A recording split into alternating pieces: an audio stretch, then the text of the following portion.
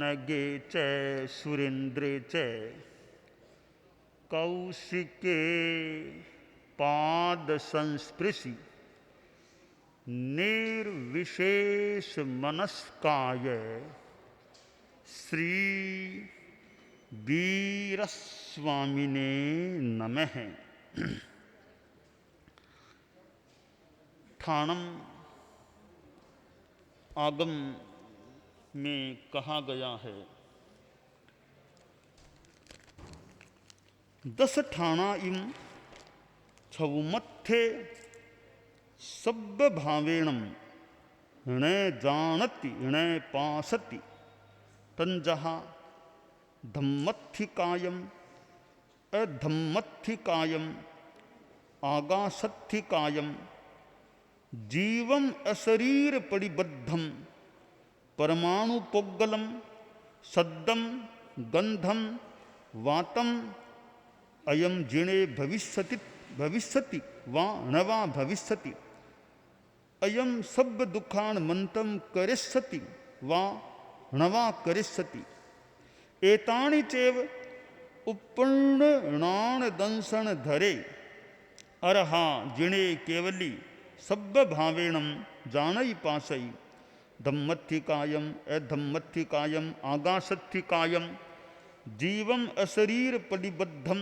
परमाणु पोग्गलम सद्दम गंधम वातम अयम जिणे भविष्यति वा नवा भविष्यति अयम सब दुखान मंतम करिष्यति वा नवा करिष्यति। शास्त्रकार ने इस सृष्टि के संदर्भ में और ज्ञान के संदर्भ में एक बात बताई है। हमारी सृष्टि में 6 द्रव्य हैं।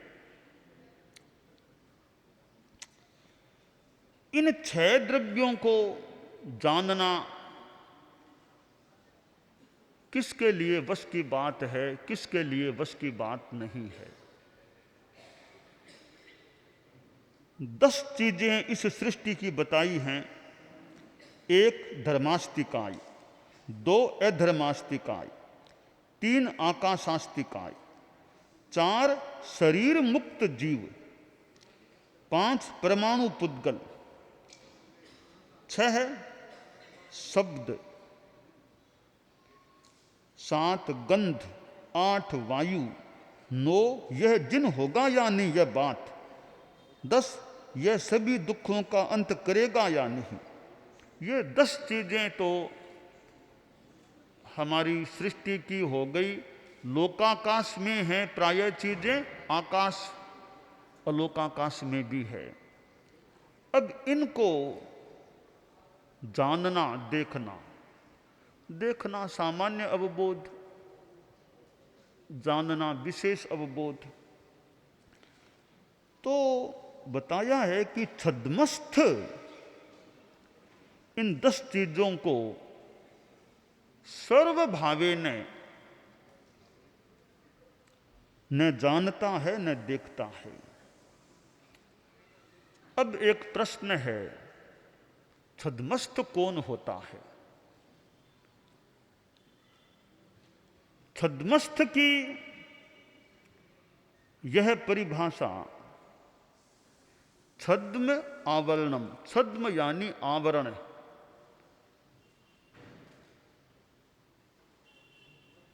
आवरण 2 कर्मों का आवरण के रूप में नाम है, ज्ञानावरणीय, दर्शनावरणीय। बाकी 6 कर्मों में आवरणीय, आवरण ऐसा शब्द नहीं है। 2 में ही शब्द है आवरणीय, ज्ञान आवरणीय, दर्शनावरणीय। इसका मतलब हुआ कि ये 2 कर्म आवारक हैं, आवरण डालने वाले हैं। तो जिसके ज्ञानावरणीय और दर्शनावरणीय का उदय है वह व्यक्ति छद्मस्थ है। ज्ञानावरण दर्शनावरण के में जो स्थित है, रहता है, वह व्यक्ति, वह जीव छद्मस्त है। यह एक कसौटी है कि ज्ञानावरणीय दर्शनावरणीय कर्म है तो छद्मस्त है, ज्ञानावरणीय दर्शनावरणीय कर्म नहीं है तो छद्मस्त नहीं है, केवली है। एक प्रश्न और हमारे कोई संत या कोई कर लें, कोई अंतराय की यही बात है। अंतराय होगा तब भी तो छद्मस्त ही रहेगा, अंतराय नहीं होगा तो छद्मस्त नहीं ही रहेगा। तो अंतराय को साथ में क्यों नहीं जोड़ देना चाहिए? ठीक है, एक बात तो है, परंतु छद्मस्थता और केवलिता ये दोनों ज्ञान के संदर्भ में है। छद्मस्थता का, छद्मस्त का विपरीत शब्द है, विलोम शब्द है केवली। तो केवली और छद्मस्त है, उनकी मुख्य नियामकता ज्ञान है। संपूर्ण ज्ञान है तो केवली है, असंपूर्ण है तो छद्मस्त। तो इसलिए अंतराय तो प्रासंगिक चीज में है, वो भी मुख्य चीज नहीं है। मुख्य चीज ज्ञानावरण दर्शनावरण है, क्योंकि छद्मस्थता के साथ मुख्य कसौटी ज्ञान है। ज्ञान का अभाव या ज्ञान का संपूर्णतया भाव, केवली में संपूर्णतया भाव है ज्ञान का, छद्मस्त में संपूर्ण ज्ञान का यानी संपूर्णतया ज्ञान नहीं होता है। तो छद्मस्थ वह होता है जिसके ज्ञानावरणीय और दर्शनावरणीय कर्म का उदय होता है। ये दोनों कर्म एक साथ ही जाते हैं, पहले पीछे नहीं, एक साथ ही क्षय को प्राप्त होते हैं संपूर्ण रूपेण। अब जो छद्मस्त है वो ज्ञान के अभाव के कारण छद्मस्त होता है। हम छद्मस्त की भी 4 कैटेगरीज बना सकते हैं। छद्मस्त की 4 कैटेगरीज या 4 प्रकार छद्मस्त के बना सकते हैं। पहला प्रकार है कि वह व्यक्ति, वह जीव जिसके पास मतिश्रुत तो है, बाकी अवधि मन प्रयोग केवल नहीं, मतिश्रुत है, एक वह छद्मस्त। दूसरा छद्मस्त है जिसके पास मतिश्रुत और अवधि या विभंग, ये हैं वह छद्मस्त। यह दूसरा प्रकार है। तीसरा छद्मस्त मति ज्ञान, श्रुति ज्ञान और मन प्रयोग ज्ञान, ये 3 हैं। यह तीसरा छद्मस्त है। छद्मस्त का चौथा प्रकार है मति ज्ञान, श्रुत ज्ञान, अवधि ज्ञान, मन प्रयोग ज्ञान, ये 4 ज्ञान हैं, वह छद्मस्त है। तो छद्मस्त के 4 प्रकार हो गए। नंबर 1 मति श्रुत वाला, नंबर 2 मति श्रुत और अवधि अथवा विभंग वाला, नंबर 3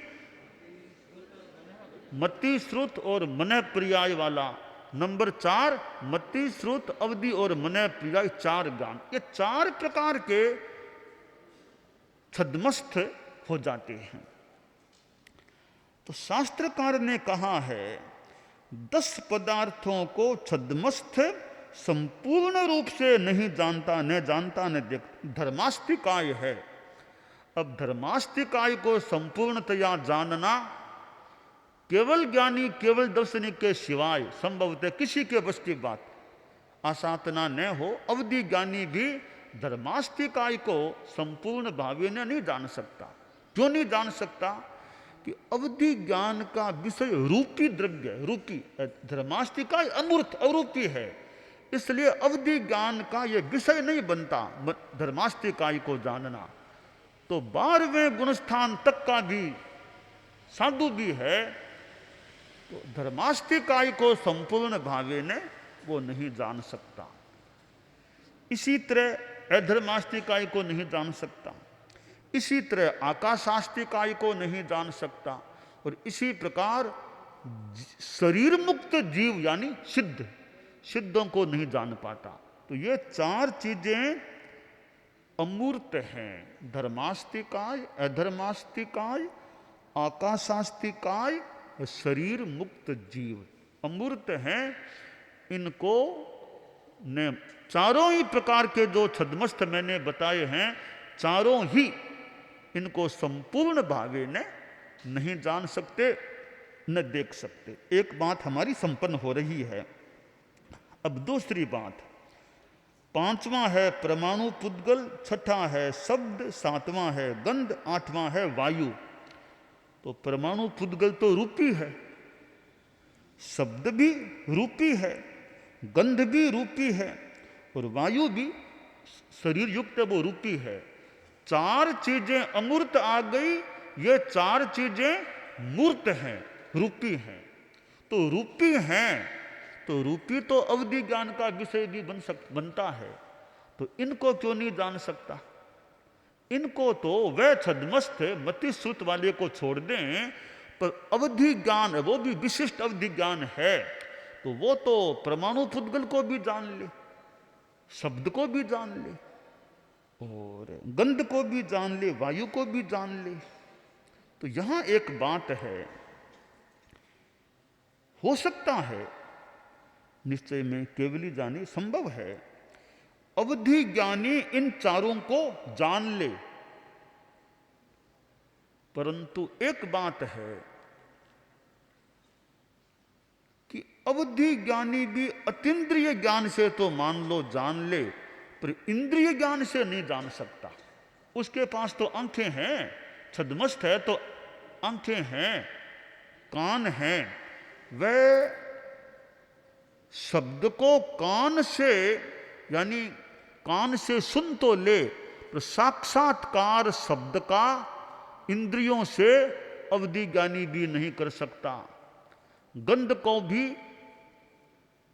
आंख से नहीं देख पाता, परमाणु पुद्गल को भी नहीं देख पाता आंख से, वायु को भी नहीं देख पाता।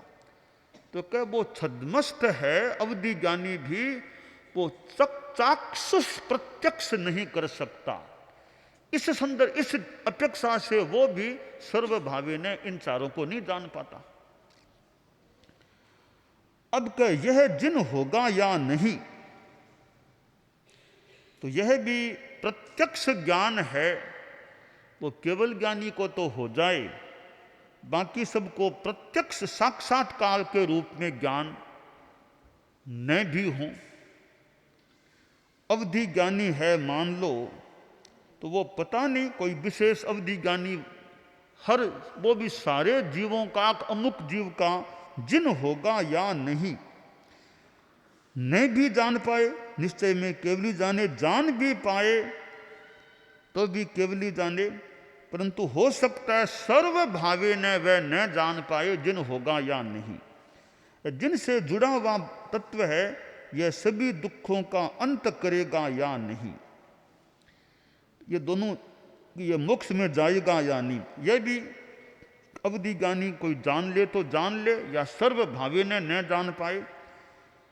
परंतु आगे शास्त्रकार ने कहा, जो केवल ज्ञानी होता है, उत्पन्न ज्ञान दर्शन के धारक, केवल ज्ञान केवल दर्शन संपन्न साधु है या जीव आत्मा है, वह इन 10 चीजों को सर्वभावे ने, अतीन्द्रिय ज्ञान से सर्वभावे ने, केवल ज्ञान केवल दर्शन से संपन्न आत्माएं जान लेती हैं। तो एक बात यह आ जाती है कि ये जो परमाणु, इन सब में एक ही क्राइटेरिया कर दें कि भी केवल ज्ञानी केवल दर्शनी ही जान पाएगा, बाकी कोई नहीं जान पाएगा, तो यह बात आ जाती है कि अवधि ज्ञानी भी परमाणु को जान ले, तो जान ले, तो यह क्यों लिखा कि नहीं जान पाता? इतना कह देते विचार को अवधि ज्ञानी जान लेते हैं। कभी परमाणु पुद्गल शब्द गंध वायु तो लिख दिया, तो घड़ा भी तो चीज है, रजोहरण भी, यह क्यों नहीं लिखा कि घड़े को भी नहीं जान पाता?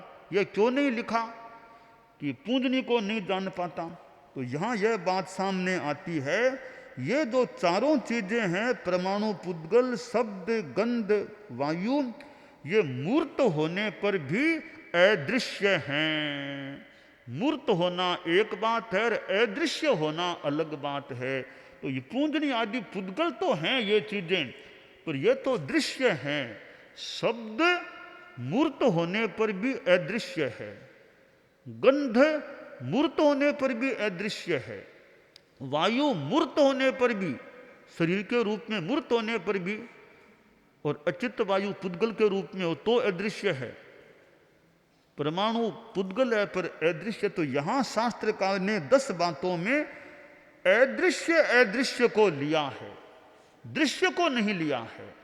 और अदृश्य में कई मूर्त हैं पर वो अदृश्य हैं, तो वे चक्षु के द्वारा साक्षात ज्ञात नहीं होती हैं। तो यूं यह ठाणन का जो सूत्र है, भगवती सूत्र में भी चर्चा आई है इस बात की। तो इस सारे प्रकरण से हम एक ज्ञान की अनंत गरिमा का प्रबोधन अनुभवन कर सकते हैं कि अनंत ज्ञान होता है तो वह कितना, उसको तो विराट कहना भी उचित है, यानी वो तो अनंत है अपने आप में। तो केवल ज्ञान, केवल दर्शन है, वो केवल ज्ञान यानी संपूर्ण ज्ञान, संपूर्ण दर्शन होता है। वो उदाहरण चारित्रात्माओं को याद हो सकता है कि 5 ज्ञान है ना, वो किस तरह के हैं। एक चौकी, चौकोर पाटा है, चौकोर पाटा, वो कोई धोरों में कहीं मान लो धस गया, मिट्टी में धस गया, ऊपर पूरी मिट्टी आ गई। अब हवा आई, थोड़ी मिट्टी उड़ी, तो उस पाटे का, चौकी का एक किनारा दिखने लग गया, फिर दूसरा किनारा इधर का भी दिखने लग गया। तो एक किनारा मति ज्ञान मान लो, दूसरा किनारा श्रुत ज्ञान मान लो। अब तीसरे किनारे की भी मिट्टी उड़ी, तीसरा किनारा दिखने लग गया, उसको अवधि ज्ञान के समान मान लो। चौथा किनारा, उसकी भी मिट्टी उड़ी, वो मने प्रयोग ज्ञान के समान। 4 किनारे दिख रहे हैं चौकी के, तो 4 ज्ञान हो गए, मति, श्रुत, अवधि, मने प्रयोग। हम 4 बोले 4 ज्ञान, 4 ज्ञान। अब सारी मिट्टी उड़ गई, पूरी चौकी दिख गई, अब केवल चौकी चौकी। अब यह नहीं बोलते 4 किनारे, चौकी चौकी है। तो सारा ज्ञानावरणीय क्रम क्षीण हुआ। फिर मति ज्ञान नहीं बोलना, श्रुत ज्ञान नहीं बोलना, अवधि ज्ञान नहीं, मने प्रयोग ज्ञान नहीं। अब वो केवल ज्ञान, एक ही ज्ञान है, केवल ज्ञान। अब 4 ज्ञान नहीं रहे, केवल एक ज्ञान रह गया, केवल ज्ञान। तो यह ज्ञान का अनंत है। अनंत होने के बाद वो नहीं, यह मति ज्ञान, इस वो तो छद्मस्थों में भले हो। केवल ज्ञानी बनने के बाद 4 ज्ञान नहीं करने होंगे, केवल बस एक केवल ज्ञान। ऐसा नहीं करना 5 ज्ञान है। कोई पूछ ले केवल ज्ञानी में ज्ञान कितने, 5 ज्ञान, यह कहना गलत है। 5 ज्ञान नहीं करना, गलत मतलब नहीं करना चाहिए। केवल ज्ञान है, एक ही ज्ञान है केवली में, वो केवल ज्ञान है। 5 ज्ञान नहीं करना केवल ज्ञानी में, एक ही ज्ञान है केवल। दर्शन कितने केवल दर्शनी में, बस एक केवल दर्शन है, न कि 4 दर्शन करने चाहिए केवल दर्शनी में। तो यह ज्ञान की बात है। हमारे पास जो सामान्य छद्मस्त हैं, मति श्रुत ज्ञान तो संभव है, परंतु मति श्रुत ज्ञान में भी तारतम्य काफी हो सकता है। मति श्रुत ज्ञान एक छोटे जीव में भी हो सकता है, एक बड़े आदमी में भी हो सकता है। तो मति श्रुत ज्ञान होने पर भी ज्ञान में अंतर हो सकता है। अब मान ले मति श्रुत ज्ञान तो भिक्षु स्वामी का भी मान लो, जयाचार्य का भी मान ले, गुरुदेव तुलसी का भी मान ले, परम पूज्य आचार्य महाप्रज्ञ जी का भी मति श्रुत ज्ञान मान ले। पर एक तो उनका मति श्रुत ज्ञान, एक कोई साधारण का मति श्रुत ज्ञान है। तो ज्ञान तो मति श्रुत ही होने पर भी ज्ञान ज्ञान में तारतम्य, क्षयोपशम का तारतम्य रह सकता है। एक इतना ज्ञानी व्यक्ति है कि बहुत स्पष्टता है विषय की, विश्लेषण की बढ़िया क्षमता है, तत्व की गहराई में बैठने वाला है, एक उसका ज्ञान है। और एक कोई सामान्य व्यक्ति का ज्ञान ज़्यादा नहीं समझ पाता, ज़्यादा ज्ञान है ही नहीं, तो ज्ञान ज्ञान में भी अंतर होता है। अब गुरुदेव तुलसी का ज्ञान देखो, उनका जो तत्व ज्ञान था, आचार्य महाप्रज्ञ को हमने देखा, उनका जो एक वैदुष्य था, ज्ञान था, तो सबका तो वो वैदुष्य, वो ज्ञान हो जाए तो बढ़िया बात है, पर कहना मुश्किल है। तो ये ज्ञान ज्ञान का तारतम्य, हम अपने ज्ञान दर्शन को जितना, मतलब हमारा ज्ञान दर्शन तत्व ज्ञान आदि के रूप में निर्मल बने, यह जितना प्रयास औचित्य के साथ किया जा सके वह हमें करना चाहिए।